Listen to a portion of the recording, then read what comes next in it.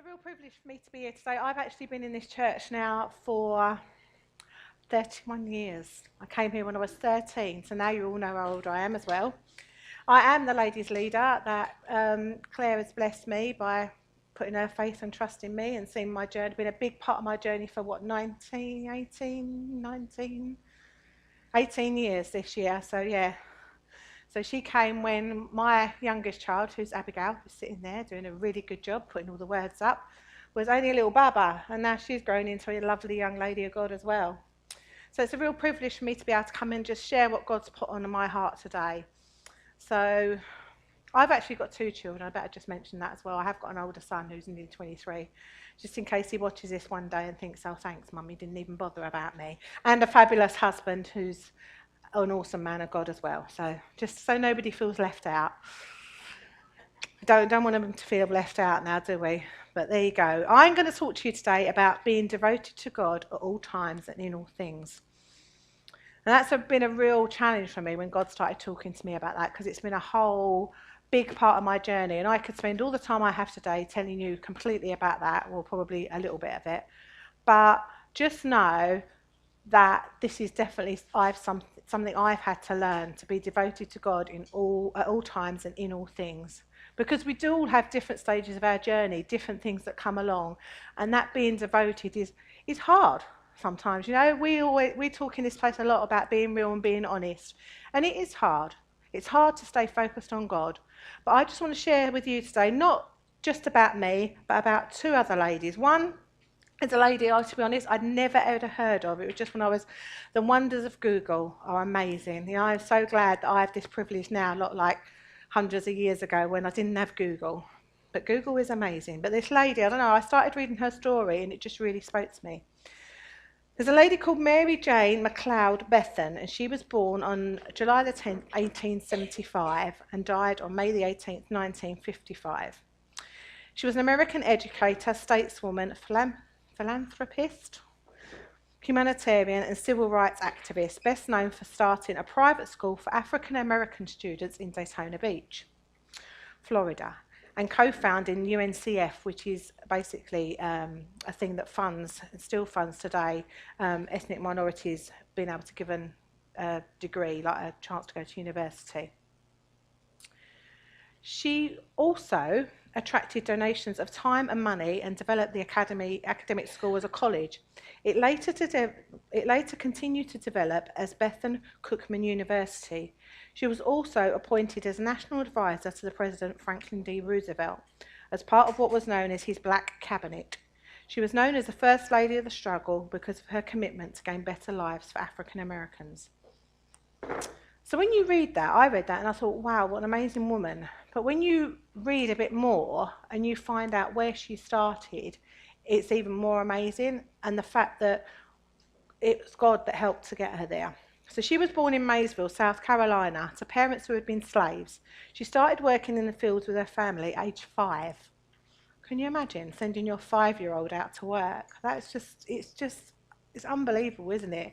You know, our 5-year-olds moan about having to tidy their bedroom or pick up something from the floor, but she went out to work in the fields. She took an early interest in becoming educated. With the help of benefactors, Bethan attended college, hoping to become a missionary in Africa. She started a school for African American girls in Daytona Beach, and it later merged with a private institute for African American boys that was known as the Bethune-Cookman School. She maintained high standards and promoted the school with tourists and donors to demonstrate what educated African Americans could do. She was president of the college. She was one of the few women in the world to serve as a college president at that time. She was also active in women's clubs, which were strong civic organisations supporting welfare and other needs, and became a national leader.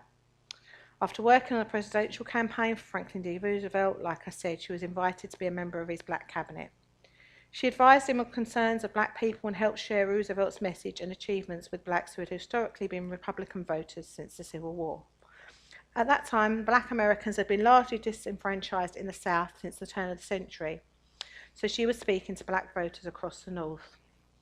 She started out so humble and in such a position that you would never think would take her anywhere in life, but she carried on, and she did it with God's strength as well, because she was a devoted Christian. Just add that bit in there. Upon her death, economist Lois E. Martin said she gave out faith and hope as if they were pills and she was some sort of doctor. There's statues and memorials to her as well. But the thing that really drew me to her when I was looking was the fact that she said this, and this is why I picked her for today. Faith is the first factor in a life devoted to service. Without it, nothing is possible. With it, nothing is impossible. So how are your faith levels? Do they need increasing? Bethan was an extraordinary woman. I can't imagine what it was like to grow up in those times or live in those times. I've seen films, the same as lots of us have, but really we don't know because we live now in a privileged society. She was an extraordinary woman who didn't let the circumstances and times she was born into, the colour of her skin, or the fact that she was a woman hold her back. She committed to making herself better, committed to God, determined to make a difference, and she did. She made it so that she could influence what they say is the most powerful man in the world, who's the President of the United States. At that time it was Roosevelt, but they still talk about the person who's the President of the States being the most influential man in the whole world. She was able to do that because she put her faith and her trust in God, and she didn't let where she started determine where she was going to finish.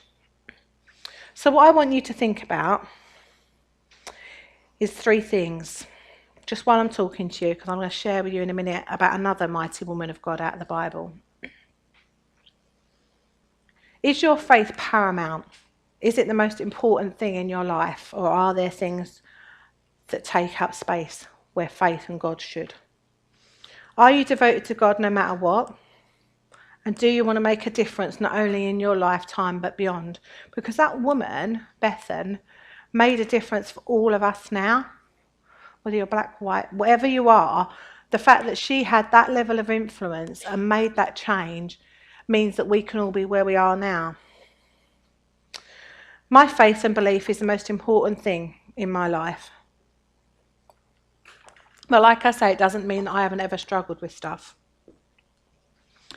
But what I do know is that without it, I would be lost and would not have all that I do, both spiritually, emotionally, financially, physically, in my life. Without it, I would not have those things. But I want to make a difference. I don't want it to just be for me, because that's not enough. I've got responsibilities. I've got physical responsibilities. I've got a beautiful daughter. I've got a son. I've got 8 grandchildren. They're not all biological, don't worry. It's too long a story to go involved in. We didn't start having children at 5 in our house. It's fine. But biology or not, it doesn't make any difference. I've got those grandchildren. There's young people in church. I've got nieces. I've got friends' children. We've all got somebody that we influence in our lives. So if you're just living your life for you, that's not enough. It's not enough because you're the only person that's going to be affected if you live it that way. How I act, how I behave, how I walk my journey with God affects those around me. It doesn't just affect me. You can't live life single-minded and single-visioned and only seeing it as you. I want to challenge you to make a difference, not accept the norms. Bethan didn't just accept that, I'm a black African and I was born to slaves and I worked when I was 5. She didn't accept that. She wanted to be educated. So I'd love to read more, and that's only briefly what I know, but she wanted to make a difference. So she knew. She went out and she found benefactors to fund her education. She then provided that for other people because it wasn't enough for her to just do it for her. So what are you doing in your life to benefact? Yeah, benefact. I need proper English words, Marianne. What are you doing in your life to be a benefactor? What are you doing to make a difference to the next generation, or even the generation you're currently living in? We talk about legacy, and we often think of legacy as something that we leave behind, but actually we can live our legacy now. We can impact the people in our world now. But being devoted to God and having our faith in God has to be our top priority no matter what. So do we believe this? Have we got a purpose? Do you believe that you were born for such a time as this? So what's your legacy? Who is your legacy? Think about those things. Think about the people in your world that you can make a difference to, that you can impact. So I'm going to talk to you about a woman of God now. Even though Bethan was a woman of God, this is a woman of God whose story I've known because she's one of the great many women in the Bible. I mean, there's some fantastic women. I could have picked Naomi, I could have picked Ruth, I could have picked Abigail, I could have picked loads of women, but I picked Esther. Well, God picked Esther and told me, but yeah, that's the other thing. We like to think that we decide, but it's all right, God does. So I've been reading about Esther for the past few weeks and how God positioned her to be in the right place at the right time. But she still had to choose to trust, first of all, her uncle Mordecai, and of course trust God and be faithful, even though she couldn't be sure of what would happen. So the story of Esther is a really long, it's like only a few chapters, but actually it's quite a lot packed into it. So I'm hoping that some of you know it. But basically, King Xerxes had been angered by his wife Vashti's behaviour. Basically, she refused to come in to his posh banquet to be shown off to all his mates because she didn't want to. But that angered the king because basically whatever he said she was supposed to do. So he decided she couldn't be the queen anymore. So he needed a new one. So he sent out a decree across all the provinces he ruled over to find the most beautiful virgins, and they were brought to the palace and given beauty treatments. Now, I didn't realise this because I've read the story of Esther before, but they actually had to have 12 months of beauty treatments before they were allowed to go and see the king. And I'm like, you know, when you read something and you've known the story for ages, when you read it again, and it's like that just popped out in my head as if like, you know, how awesome is it that God takes us as we are? You know, I did have a shower and put makeup on and get dressed and do my hair before I came today. But actually, God wouldn't have cared. You might have all cared and I would have cared. But actually, God wouldn't. We don't need 12 months of beauty treatments. We don't need any beauty treatments because God sees us the way he created us. He doesn't see our flaws. He doesn't see our issues. He doesn't see our problems. That's us. But yeah, that bit just was really like, really 12 months? You know, I was trying to tell my husband that I need 12 months of beauty treatments before I can come in your presence. I don't think it'd work. No. I'd probably be more like Vashti. I wouldn't do what I was told in the first place. No, I would. Of course I would. I'm really good like that. But yes, no, it's all good. So what happened? Yeah, so they were brought to the palace. They were given these beauty treatments. And then one at a time they went to the king. And basically whichever one pleased him the most, he kept. So Esther was the one that stood out. Esther was the one that he decided was the best. He liked her the most. So he kept her and he made her queen. Now at this time, King Xerxes had an officer, whatever you want to call him, called Haman. And he decided to have a plot to kill the Jews. So he told the eunuch assigned to look after Esther that read that bit again. Mordecai, all this time Esther was in the palace, sat outside the gates so he could keep an eye on her. Because he told her, obviously Esther was a Jew, but he told her not to tell that she was a Jew or not to give her family up. So during that time, Mordecai discovered that Haman had this plot to kill the Jews. So he told the eunuch assigned to look after Esther that he had heard two of the king's officers to assassinate the king. So then Queen Esther got to hear about it. She reported it to the king and gave credit to Mordecai. The two men were killed and their heads were stuck on poles. They did this quite a lot in the story of Esther, I've realised. So then Haman was promoted and made the most noble, not Haman, Mordecai was promoted and made the most noble man in this province apart from the king. No, Haman, sorry. I'm confusing myself now. I can't read. It's because I haven't got my glasses on. It's fine. It's all good. Haman was made the most important man next to the king. That's quite right. And the king said that everyone had to bow the knee to Haman. But the thing is, Mordecai didn't want to do that because Mordecai knew his God. He didn't want to bow the knee to a man. So when Mordecai learnt of this, he went into mourning. Esther heard about this and found out what was wrong, and this was reported back to her and a copy of the decree text because Haman had plotted to kill all the Jews. Mordecai instructed Esther to go into the king's presence and beg for mercy and plead with him for her people. The thing was, no one could just turn up and go and speak to the king.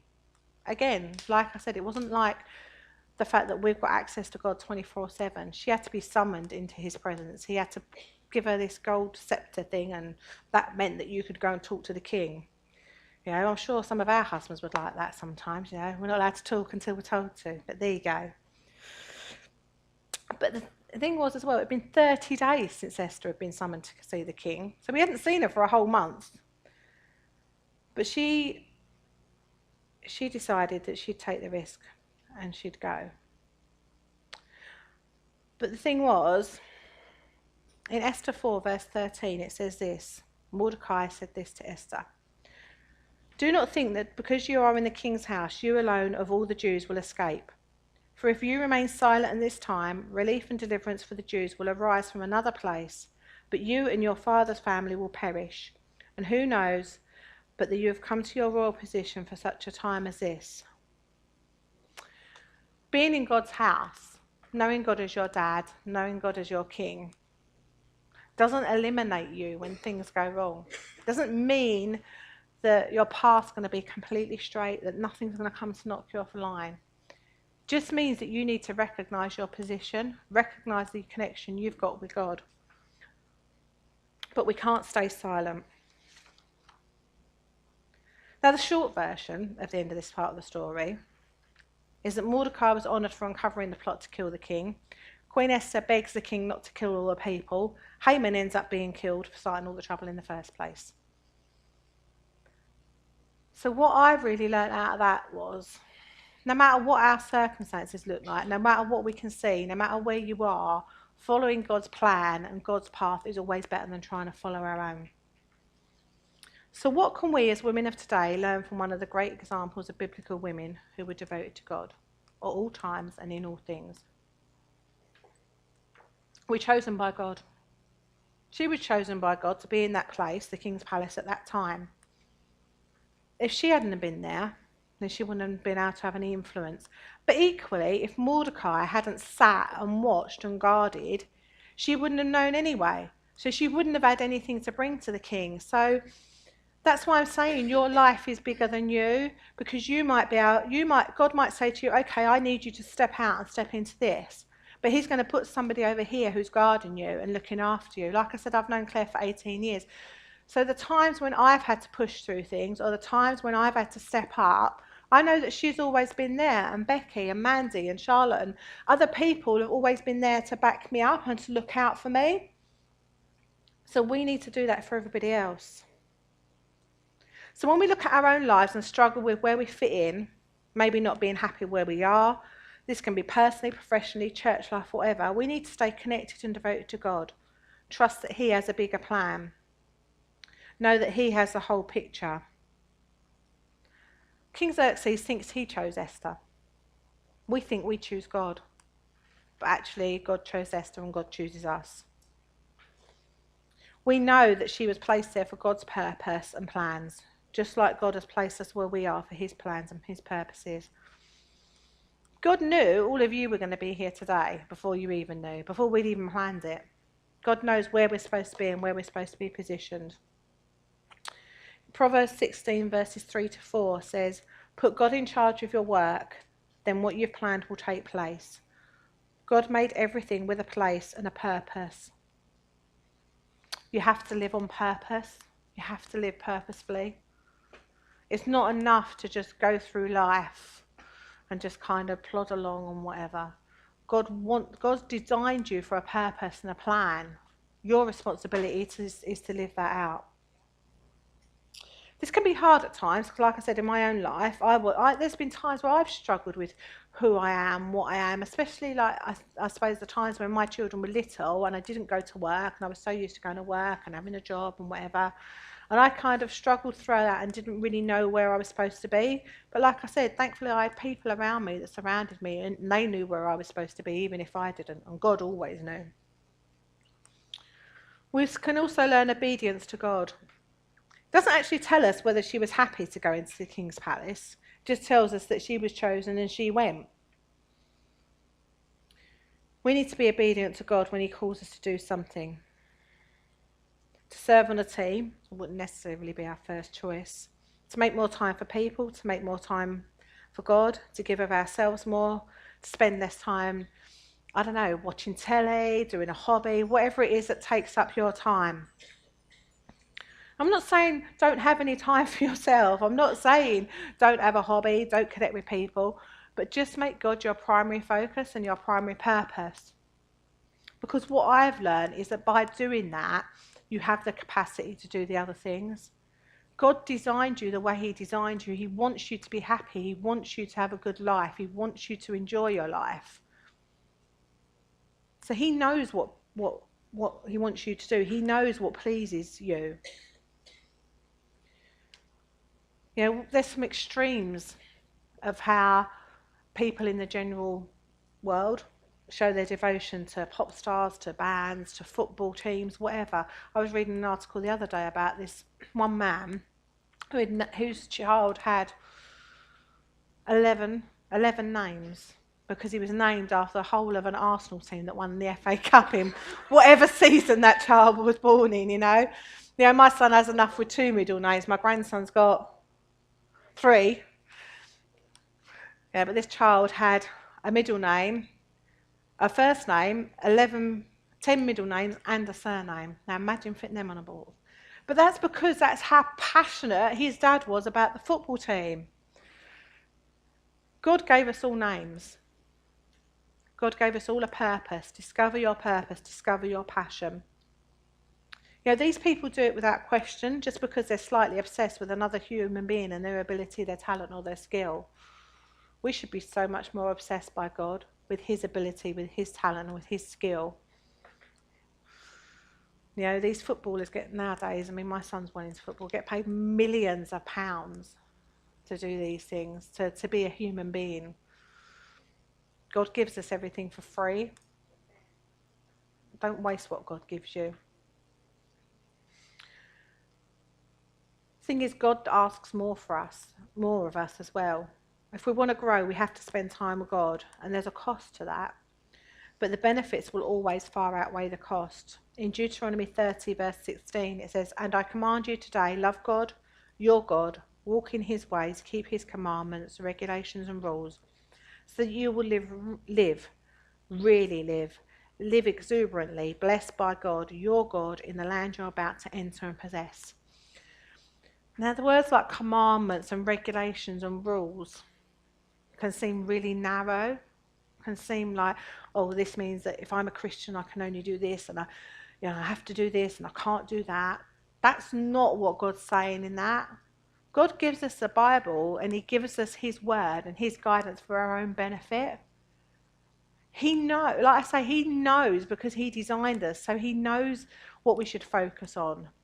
He knows the way to live. He knows what we should do and what we shouldn't do, and those rules are given out of love.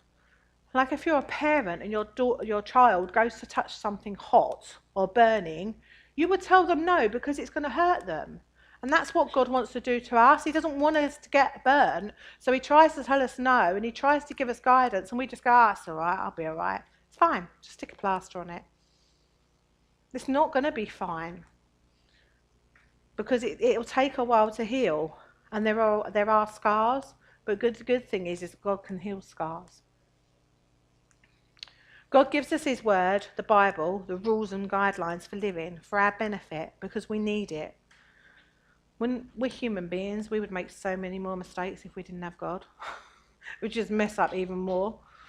The Bible's full of stories where human beings messed up because they thought they could do it better without following God's rules and God's guidelines.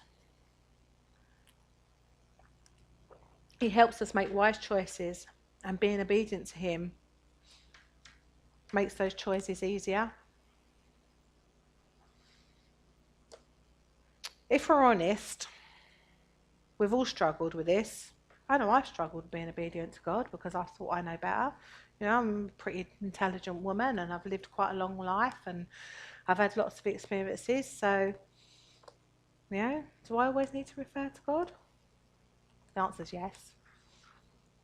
The thing is though, the more time you spend with God, the more what you think is your own thinking becomes God thinking, if that makes sense. Like if we're in church and I can hear crying, I can tell you whether it's Kadisha or whether it's my niece, or whether it's Emma or another child or my grandson, because I spend enough time with them to know what they're like, to know what they sound like. And that's what we can do with God. If we spend enough time with God, we know what he sounds like. So when we have to make those choices, it's easier to know which is the God choice and which is our own little choice over here, thinking we can sort it out on our own. So I just want to encourage you to spend more time with God, because I know that it's benefited me and I know that it will benefit you. Now the third one might be a tricky, depending on what your opinion of women is. But you're all women, so it's fine. And if men were here, they'd probably have a pretty different answer. But what else we can learn is from Esther is knowing when to speak and when to stay silent. Yeah, exactly. As women, we're very much different to men. We're designed differently. I've had conversations and we just, we talk and we talk and we talk and we just think that if we keep talking, they'll just change their mind and it'll just be better. But actually, it's not. I've been married for like 25 and a half years now, virtually. And I've had to learn that for myself, and I had to learn it when I had my son as well. Because if I just kept talking and talking and talking at him, it wouldn't achieve anything. Because the more I talked, the more he put a barrier up. And then the more he put a barrier, and the more I'd talk again. We learn it's okay now. Most of the time. Plus, he doesn't live at home. Well, my husband does, but not my son. Yeah, just to clarify that. Yeah, no, he's still at home. Well, he was this morning anyway. But yeah, we have to learn as women when to shut up sometimes. And not just in relation to like a marriage or a child, just for our own good. Because sometimes we talk and we talk so much that we talk ourselves into a hole, or we talk ourselves out of a situation, or we talk ourselves into a situation. Esther had to learn this. She kept to the instructions of Mordecai when she first went into King's palace. She didn't tell anybody she was a Jew, and she didn't say her family. There are situations that come up in our lives and times when we need to learn to stay quiet.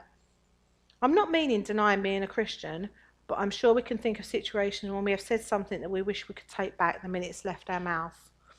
I know I have. This can also relate nowadays, obviously, to social media. Because even though these posts can be deleted, you can bet your life that someone's seen it. And even more, they've taken a screenshot of it. So think about it. Learn to engage your brain and engage the Holy Spirit before you open your mouth. We also need to learn to speak up. If Esther had chosen to stay silent, not tell the king about the plot to kill him, and that it was Mordecai that found out, the rest of this story would be very different. We need to learn to speak up, not be afraid or ashamed of what we are. To believe, to offer prayer into situations, even if that person isn't a Christian. To bring words of comfort, wisdom, encouragement, advice and support. To learn to say the right thing and follow it with actions. We live in a world that is all too keen to offer opinions, judgments and views. We need to be different. We need to be sharing God's love and promoting that. The Bible tells us in at least a couple of well-known verses how powerful our words can be, good and bad. In Proverbs 18 verse 21, by the way, these are all out of the Message I'm reading from, it says, words kill and words give life. They're either poison or fruit you choose. What comes out of your mouth will either build someone up, encourage someone, tear them down, discourage them, stop them engaging, stop them coming to church, stop them even telling you things. It's not our right to judge anybody, to judge their choices, to judge what they do, what they say. Our job is to encourage and to be there and to guide them and to let God deal with everything else. We have a choice with our words, they're in our control. We can choose to be positive or negative, choose to speak life into a situation, death into a situation, or just accept it and not say anything.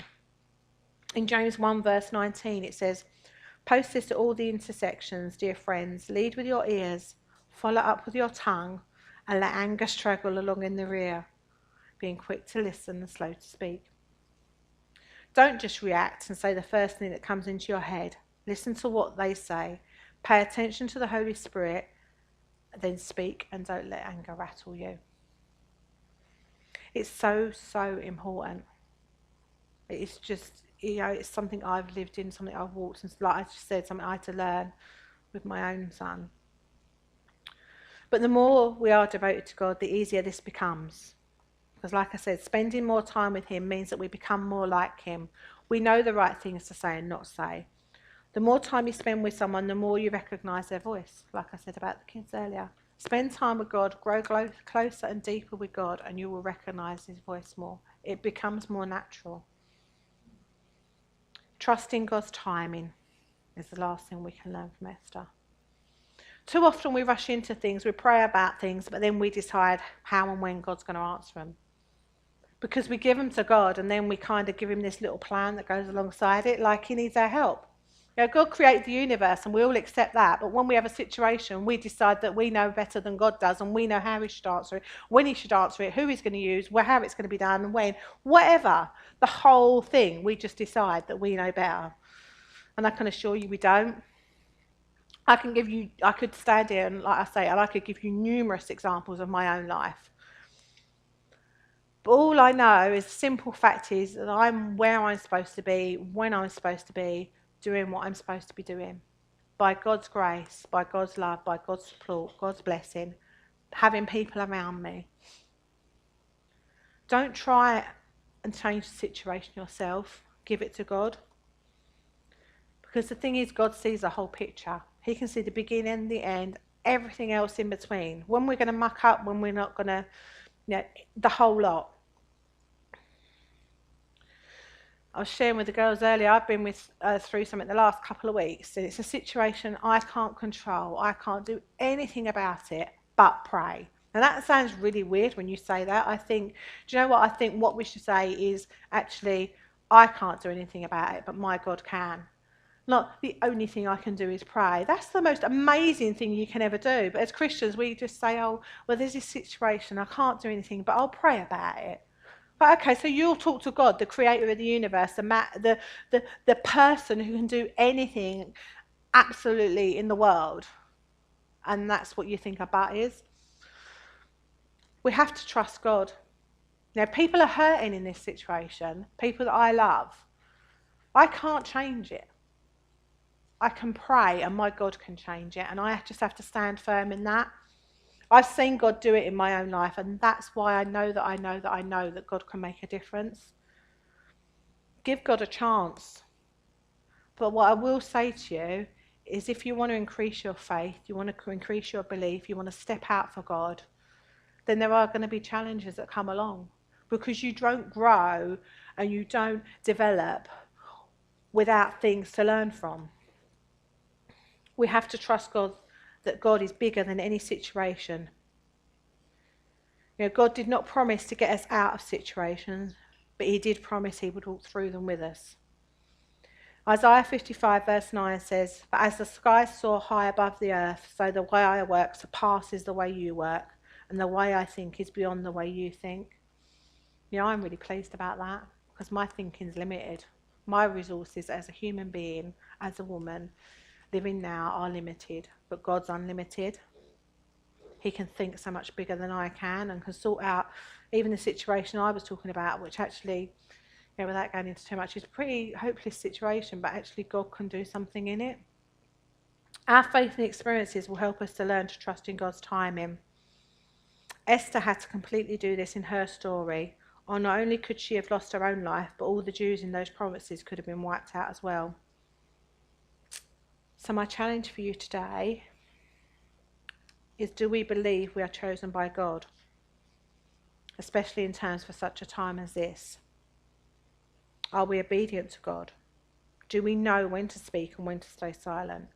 Do we trust in God's timing? So thinking about those things, how does it affect how you answer the questions I asked you at the beginning? Is your faith paramount? Is it the most important thing in your life? Esther's had to be, or her story and that of the Jews could have been very different. What will your story be? Are you devoted to God no matter what? Esther didn't know the end of her story. We do because we've got it, but she didn't. She had to just live it and trust God, which is what we have to do with our story. But she remained obedient and devoted despite of circumstances around her. She trusted in God's timing. Do you want to make a difference? Not only in your lifetime, but beyond. There's actually a Jewish holiday now that's named after Esther called Purim, I think it's pronounced. And actually the Persian Jews are still called Esther's children. So her legacy is living now, hundreds of thousands of years after she was on this earth. Is yours going to make a difference? God wants to meet with you today where you are. We're all at different places in different stages of our lives. But I believe that there are people in here today, and I know that God just wants to do something with you. If you need an increase in your faith, have total trust in God. If you need to be more devoted, focus on God more, spending more time with him, listening to what he's got to say. Being more obedient, taking that step of faith, stepping out into new areas outside of your comfort zone. Prepared to stand up and be counted, wanting to make a difference in their own lives, in your own lives, and for future generations, but not necessarily knowing how or what to do, knowing God's vision and purpose for their lives and going with it. So we're just going to spend some time with God now. That's all I've got to say. But I want you to be brave. I want you to stand up and step forwards and towards all God's got for you. I know you won't regret it. I know I didn't regret it. If you don't yet know God, then make that your first priority. If you want to increase in your faith, if you want to be more devoted, you want to be more obedient, you want to stand up and be counted and make a legacy for your own life.